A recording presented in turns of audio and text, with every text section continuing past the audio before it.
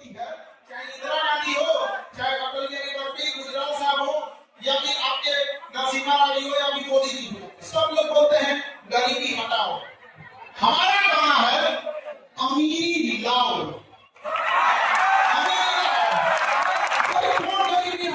हमको क्या पता, हमारे पास आंकड़ा है कि फला व्यक्ति ने गरीबी को हटा दिया।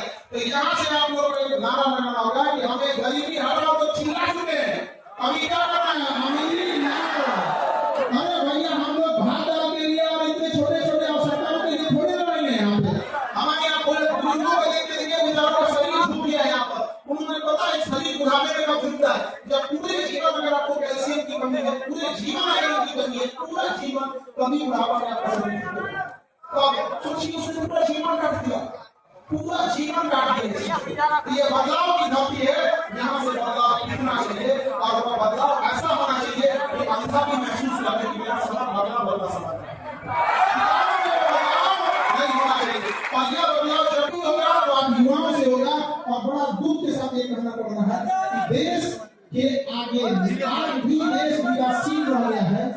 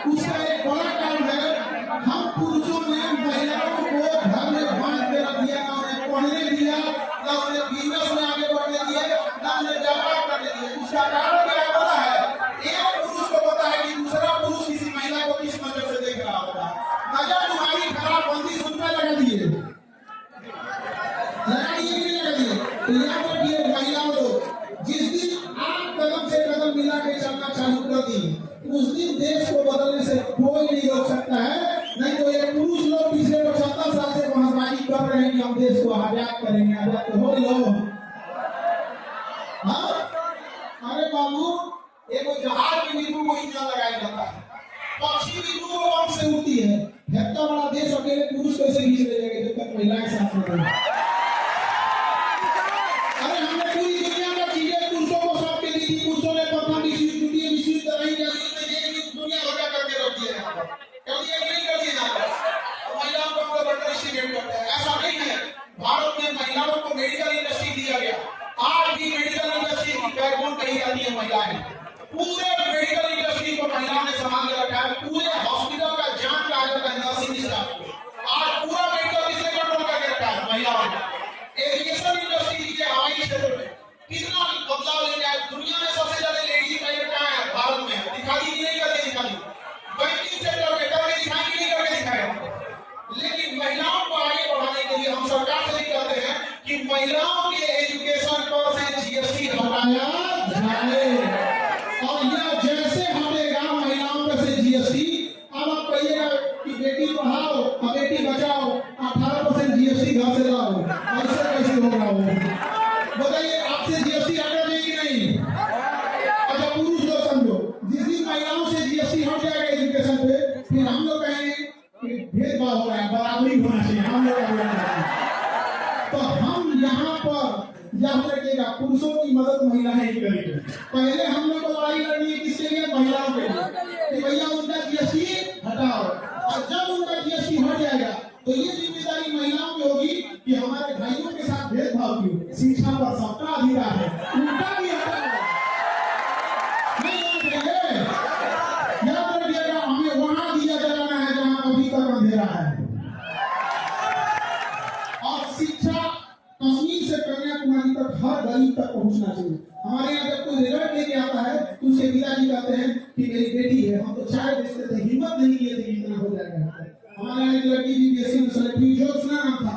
बिहार के 17 साल बाद उसने बीपीएससी का एग्जाम दिया। कहा कि सर बड़ा सस्ता था, हमने एडमिशन ले लिए, अब पढ़ने लगे। इतना आराम से पढ़ाई पढ़ते पढ़ते तो हम बीपीएससी का अधिकारी हो गए, पता नहीं चला। सोचिए, अगर लाख रुपया फीस का कोई हिम्मत करता, कोई हिम्मत नहीं करता। अरे हम लोग के पास पैसे का अभाव भाव आ गया तो लोग हमको अलग अलग बोले लगे। हम एक बार दिल्ली में थे तो एक आदमी के यहाँ घर में काम कर रहा था, घर ही होता है, जुआई वाई कर रहा था, तो लेबर वगैरह की जरूरत थी। तो उन्होंने हमसे कहा कि खान सर बिहारी नहीं मिल रहे हैं। हम कहे भैया आपको काम कराना है, लेबर की जरूरत है, कहीं का रख लीजिए लेबर, यूपी का रख लीजिए, राजस्थान का रख लीजिए, हरियाणा का रख लीजिए, क्या करता है वो दिल्ली में। तो उन्होंने क्या जवाब दिया पता है, सर हमारे यहाँ लेबर को बिहारी ही कहा जाता है। तो कितना तकलीफ लगता होगा कि हम लोग कहाँ से कहाँ चले गए। जब मगध था ना, मगध जब हम लोग कहाँ थे मगध में, तो गुजरात में अकाल पड़ गया था, तो मगध सम्राट चंद्रगुप्त मौर्य अपने सरकारी पद से गुजरात में झील बनवाया था, सुदर्शन झील, की गुजरात के लोगों को क्या हो सके, अनाज मिल सके। आज हालत ये हो गया है कि यहाँ 8,000 10,000 की मजदूरी करने के लिए बिहार का आदमी कहाँ जाता है, गुजरात में। अरे हम लोग को बड़ा बहुत ज्यादा फैक्ट्री अपनी जरूरत की चीजें रखो, यहाँ भाषण देता है कि बिहार में फैक्ट्री होना चाहिए। भैया पहले तो हमने एक अगरबत्ती का कारखाना लगा दिया, नहीं समझ पाएगा। हमें हमारी जरूरत की चीजें तो हम लोग बना सकते हैं स्कीम के दम पे। हमारे यहाँ का सीसीटीवी जो लगता है वो दिल्ली से आता है, तो यही बना लो भैया। जो हम बिस्किट खा रहे हैं वो उत्तर प्रदेश से आ रहा है, यहाँ से बना लो। जो हम फूल खरीद रहे हैं वो कलकत्ता या बनारस से आ रहा है, कम से कम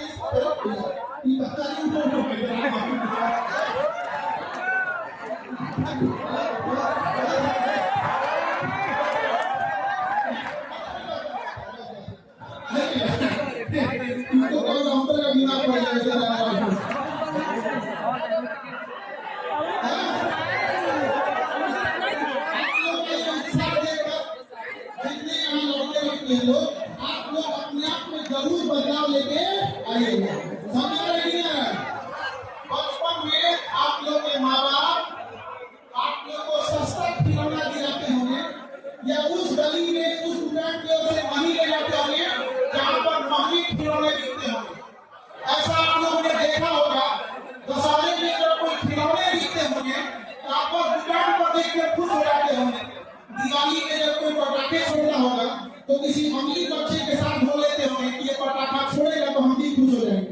याद रखिएगा, लेकिन जब आपके माँ बाप का बुढ़ापा आए तो जब वो चीज को खरीदारी करने जाए तो प्राइस टैग में देखना पड़े कितने का है। उन्हें विश्वास हो कि उनका बेटा या उनकी बेटी कामयाब है, जो चीज पसंद आ गया पैक कर दो, जो चीज पसंद आ गया पैक कर दो। कामयाबी क्या चीज होती है कि यदि माँ बाप को कोई चीज पसंद आ गया तो सूर्यास्त से पहले माँ बाप के पास होना चाहिए। यदि माँ बाप को खुदा में खांसते कभी कोई बीमारी तकलीफ हो गई तो उसके इलाज के लिए यदि अमेरिका भी जाना पड़े तो तारीख भी ना सोचना पड़े। ये है कामयाबी। जीवन ऐसा होना चाहिए। और स्वयं बल्कि अगल बगल का ध्यान रखिए। कोई किसान है उसको आप लोग कैसे आगे ले जा सकते हैं, ये सब चीजें बहुत होनी चाहिए। हालांकि हम जब भी चंपारण के कुछ लोगों से मिलते हैं तो उनके अंदर एक तकलीफ देखते हैं, वो समाज को बदलना चाहते हैं, लेकिन वो लोग क्या कर सकते हैं, इतनी कुव्यवस्थाएं लगती है। लेकिन याद रखिएगा, धीरे धीरे करके जब